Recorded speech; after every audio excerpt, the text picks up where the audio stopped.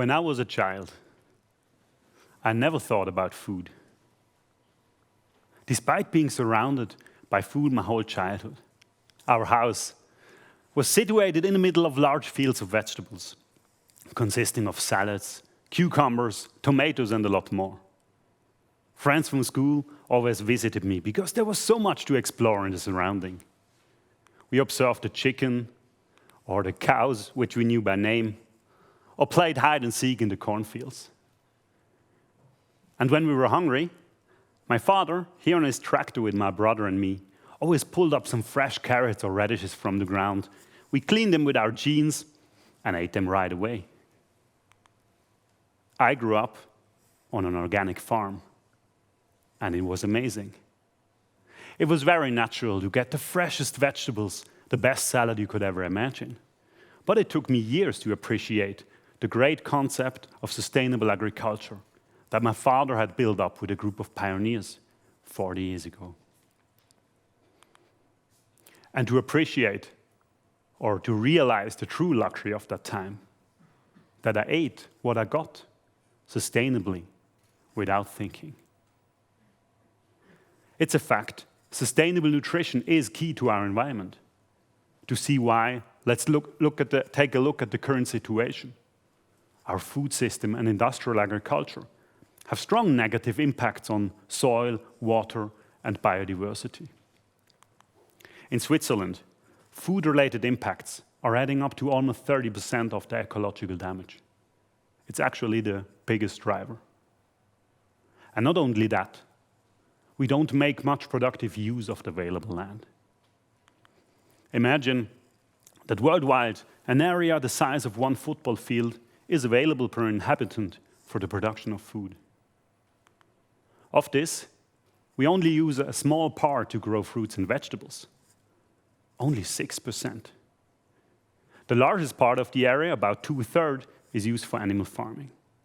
And the rest is used for the production of grains, of which a large part is again fed to animals. The way we use agricultural resources and our eating habits are preventing an agricultural turnaround. So, when it comes to tackling this crisis, food is the missing link that can make or break progress. Besides reducing our meat consumption, eating seasonal and local vegetables and fruit can and would be a driver of sustainability. But do we even know these days when a fruit or vegetable is seasonal or not? Or when was the last time you bought some eggplants or tomatoes that are actually only in season between June and October? Despite it being so important to protect our environment, there is still a lack of willingness to eat sustainably. And I get it. It's hard to sacrifice individual freedom for a long-term goal like tackling climate change when we often don't immediately see or feel the consequences.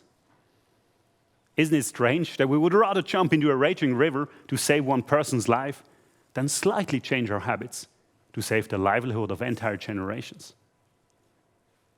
Don't get me wrong, habits can be great. They often simplify our lives.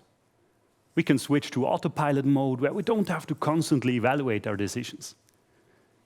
In this mode, however, we are strongly influenced by context and might forget about our intentions.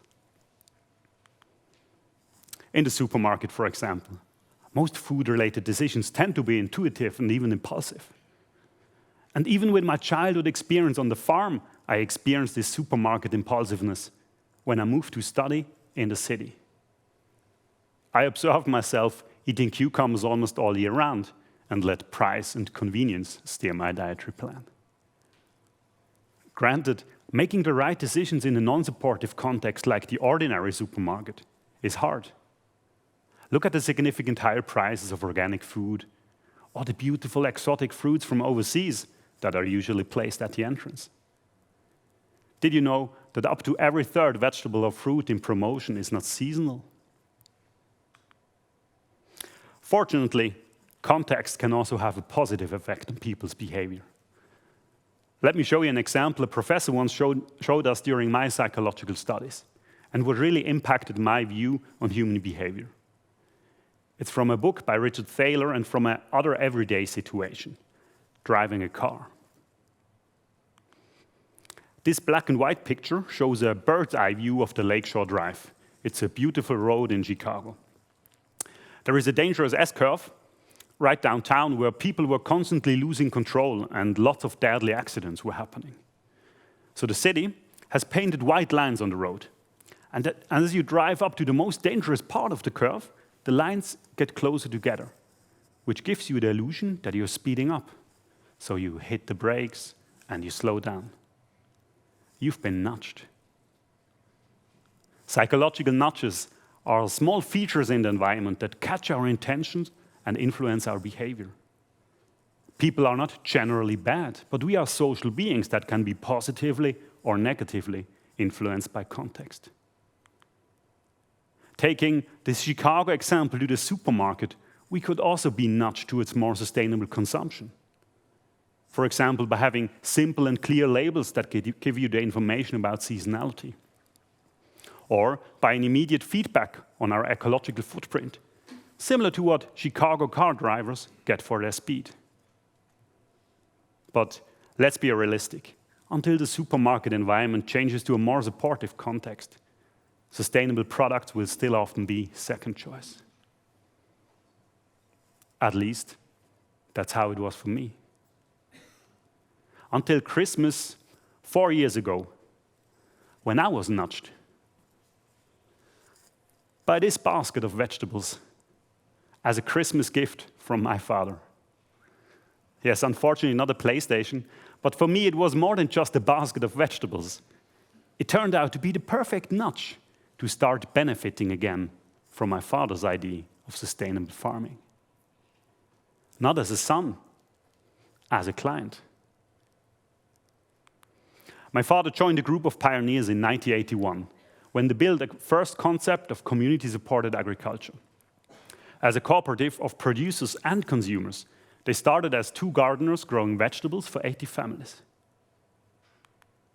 The farm is close to the city, and vegetables aren't sold via distributor, but directly to the cooperative members who invest in a subscription they pay in advance, like you know it from newspaper subscription. In return, members get weekly a surprising seasonal basket they can collect from deposits across the city. And sometimes there is more, sometimes less, depending on the season. So producers and consumers take responsibility. This way, organic, diverse agriculture is possible without the risk of missing demand or food waste. And over the past years, the cooperative has grown to 40 employees and 4,000 clients. It's a win-win-win for the producers, for the environment, for the consumers. As a loyal client to the subscription, I've been able to eat in a more varied fashion again and find my way back to tasty and ecological produce. Every week, I receive a basket which defines my dietary plan. And that's the lesson I learned thanks to community-supported agriculture. If we want to change and consume more sustainable food, it's not about eating what we want, but eating what we get.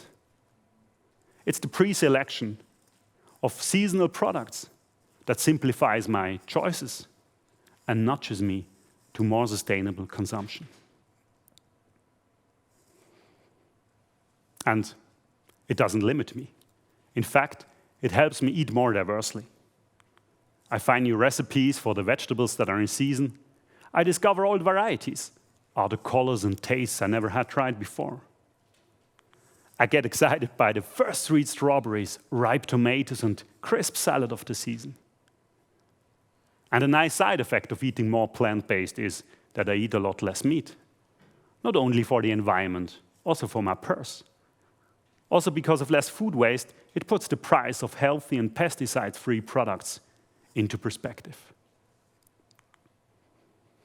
I finally appreciate my food again.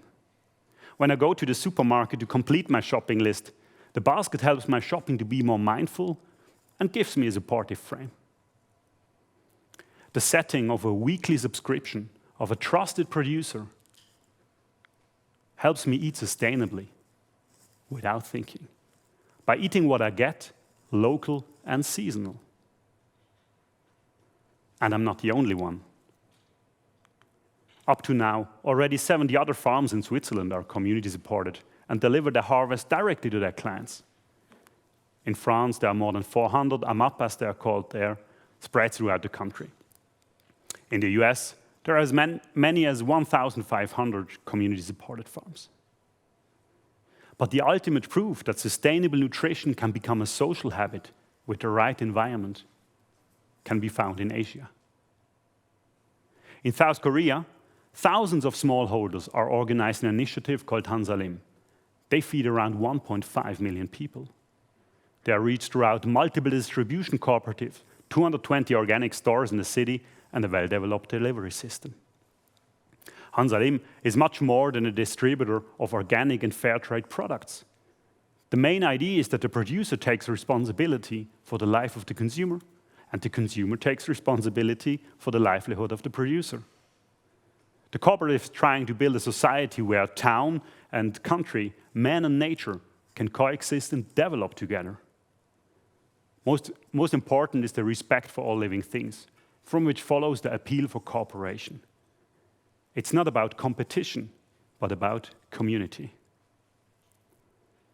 And there's an equally impressive example that sustainable nutrition is not a utopia. A quarter of Japan's population is member of a TEDxHWZ, a local producer-consumer initiative. Most of them are small, but with a total of 127 million Japanese, you can imagine the significance. As a child, I never thought about food. But we should all be aware of the consequences of our behavior and how we are affecting our planet. There are just too many of us for us to afford anything else. If we want to leave our children and grandchildren a healthy planet, each of us can be part of the solution. Let's invest in the local agriculture and connect with the producers. Imagine a world where instead of endless green wheat deserts or the endless farm grasslands, we would have small, sustainable farms, practicing organic agroforestry, producing fruits, vegetables, chicken and eggs for the local community. Instead of promoting industrial agriculture with gigantic subsidies, our money should go to these farms so that small-scale sustainable agriculture becomes profitable again. As consumers, we have the power to drive the market to locality and seasonality. We have it in our hands. Will you join me and make a first step towards appreciating the origin of our food? Then start with a simple online search for local agriculture. And you will be surprised how many farmers nearby are happy to connect with you and support you in making the right choices. Online communities of local markets, subscription models, and community-supported farms are waiting for you to make the first step. So next time, you're grocery shopping and mindlessly filling your shopping basket, remember this basket here. It reminds us not to just eat what we want, but to eat what we get. Thank you.